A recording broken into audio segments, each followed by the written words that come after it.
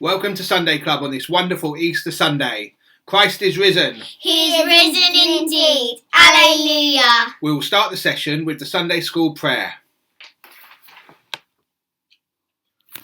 From the top of my head to the tips of my toes, to the lobes of my ears, to the end of my nose. From my back to my front to my wiggly fingers, God loves me.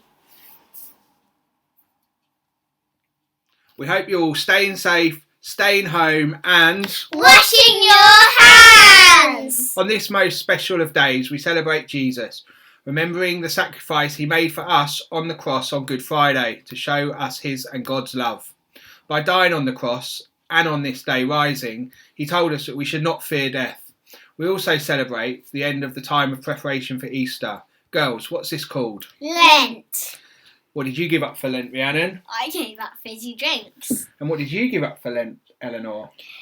Ringing the doorbell. And what did Mummy give up for Lent? Chocolate! So today she can have Easter eggs. We'll have to look for some Easter eggs soon in the garden, if Mummy's not eaten them all. Ooh. Now we'll have a reading. This reading comes from Matthew's Gospel, chapter 28, and is about telling everybody the good news. Jesus has risen. After the Sabbath, at dawn on the first day of the week, Mary Magdalene and the other Mary went to look at the tomb. There was a violent earthquake, for an angel of the Lord came down from heaven, and going to the tomb, rolled back the stone and sat on it. His appearance was like lightning, and his clothes were white as snow. The guards were so afraid of him that they shook and became like dead men. The angel said to the women, "Do not be afraid, for I know you are looking for Jesus, who was crucified. He is not here. He is risen, just as he said. Come and see the place where he lay. Then go quickly and tell his disciples, he has risen from the dead and is going ahead of you into Galilee. There you will see him. Now I have told you." So the women hurried away from the tomb, afraid yet filled with joy, and ran to tell his disciples. Suddenly Jesus met them. "Greetings," he said. They came to him, clasped his feet and worshipped him. Jesus said to them, "Do not be afraid. Go and tell my brothers to go to Galilee. There they will see me." We hope that you have all enjoyed Father Bear's Easter Garden Challenge. You should be able to see some photos on the website, Facebook or Twitter. Today, in our Easter garden, we'll move the stone that has sealed the tomb. Okay, so now we're going to have a look at the Roots colouring sheet, which will tie into a bit of a story about the reading we've just heard. So, girls, why don't you do a bit of colouring whilst we answer a few questions. So as the two women walked towards the tomb, what do you think they were feeling or thinking? I think they were feeling a bit scared if they saw Jesus run away or if somebody taked him. Yeah, I think Rhiannon? they were thinking that they need to get there quickly so that they could say a proper goodbye to Jesus and to wrap his body properly. Yeah, I would think so. But then when they got there and they saw it was open and there was a big bolt of lightning and the earth shook, what do you think they felt? And what do you think it looked like when at the tomb? I think it looks like, because if it's dark, there's usually a couple of shadows. So I think it looks scary, but I also think it looked like warming, like welcoming. Welcoming, yeah, that's a good word.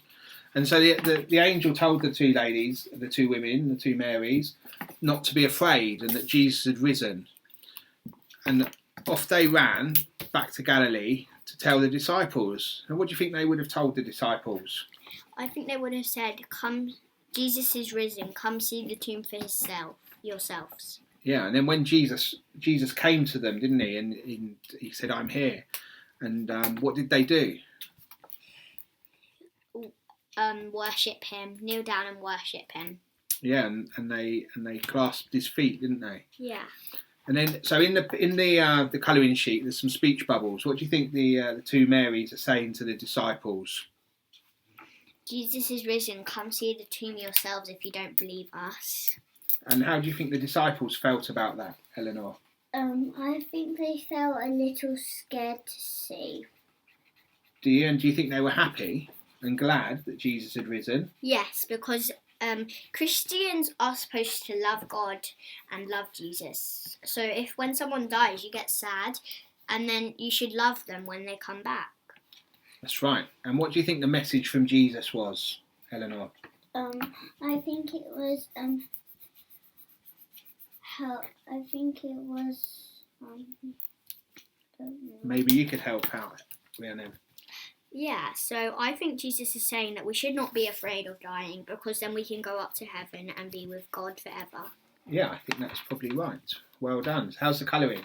Good. Well, I'm doing really well. Well done. I've already finished the person. Eleanor, why don't you show everybody your colouring that you've managed to do, and then we can finish them off later today, can't we? Yeah. Perfect. Now we're going to look at the second activity sheet, which is available on the website, and this is about eggs and poems. So, girls, on here, there's an opportunity to write a poem about how you're going to celebrate Easter when we can't all be together at church, but we can still make it a very special day. So why don't you two have a quick chat and write a couple of lines about a poem whilst I tell everybody about the rest of the sheet. So there's also, on here, some eggs that you can decorate using different patterns and colours which symbolise joy, and a joy in the dot to discover a secret picture. Now we're going to use these eggs that I blew earlier in the week, which you can ask your mummies and daddies to blow for you this afternoon, and then you can decorate them, which leads me on to telling a story about why eggs are painted at Eastertide. Let's just check in and find out how the poem is. How are we getting on, Rhiannon? We're going with, we will celebrate Easter by asking why Jesus died for us. Perfect. So we can finish that this afternoon, can't we? Yeah. And then we can pin it up somewhere. So here we are, Eleanor. There's an egg for you and one for you, Rhiannon. Thank you. So have you got an idea of what you're going to do? Yeah. Perfect. Right, so you do that whilst I tell you this story, Okay. which is a traditional folk tale. So although Easter eggs don't have much connection with the way Easter is celebrated in our churches, the painted eggs of Eastern Europe do. The following story is based on a traditional folk tale. Once upon a time, just outside the walls of Jerusalem, there lived an old couple. They were happy enough, even though they were quite poor. The old woman grew vegetables and fruit for them to eat. The old woman kept a cow to give them milk and a few chickens to give them eggs. Sometimes there was enough eggs for the old man to take into the city to sell. So it was that one day the old woman carefully put the spare eggs in a basket, covered them in a white cloth, and said to her husband, "It's a fine day. Why don't you try and sell our eggs? We need the money to buy flour and other essentials." So off he went, through the gates of the city and along the narrow streets, until he came to an open area where a large crowd had gathered. He wondered what was going on. There was an eerie quietness you don't normally get with crowds. Usually they would be shouting and laughing. He had to push his way to the front to get a good look. How are we getting on? Oh, looking good, girls. Some Roman soldiers were marching 3 men through the city. Each man was carrying a wooden cross that they would be nailed to when they were outside the city walls. One of the men was struggling, and as he went past the old man, he stumbled and fell to his knees. Without thinking, the old man helped the man to his feet, and together they carried the wooden cross the rest of the way. In this way, the old man was drawn into the events that happened outside the city that day. He saw the mother and the others standing there. He saw the sky darken. He stayed there while the man on the cross in the middle died. He saw them take him down from the cross and lay him in a stone tomb. That seemed to be the end of it all. Suddenly his heart missed a beat as he remembered why he'd come to the city. The eggs! What had happened to the precious eggs? He got a sinking feeling in his stomach when he realised that he had just left them in the basket behind in the street, in his urgency to help the stranger. He was angry with himself as he imagined what his wife would say when he got home. "What a fool you are. Can't I trust you to sell a few eggs?" He forced himself to retrace his steps, but he wasn't at all hopeful. Eggs were too precious when people were hungry. He ran as fast as he could, but he had been gone a long, long time. When he got back to the place where he had dropped the basket, he hardly dared look, but there it was. How are we getting on, Eleanor? I finished. Oh, good. At least the basket was still there. His fingers were shaking as he lifted the white cover. Here's another. Do you want to do another one? We'll finish this one off. That's really. That's all right. You can finish the back of it. Good girl. He could hardly believe his eyes. The basket was still full of eggs, but the eggs weren't plain brown hen's eggs anymore. They were brilliantly coloured like jewels. bit like water hoop. Oh, it's all right.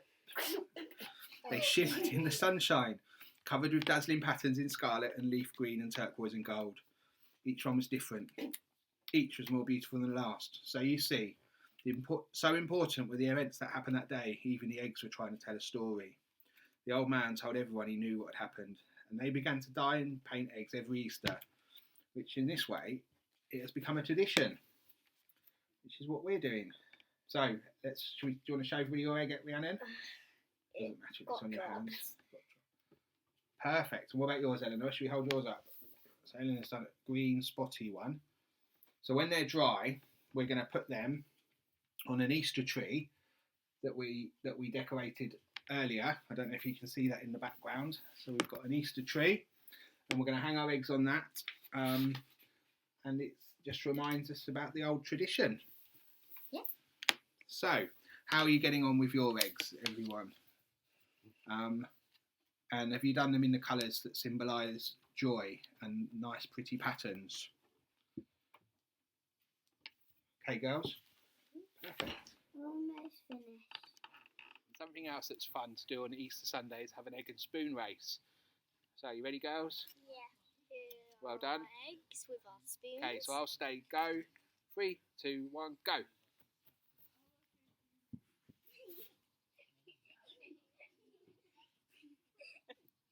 Come on, Eleanor's going to win. Eleanor's going to win. Well done, Rhiannon. Oh, that was fun. Yeah.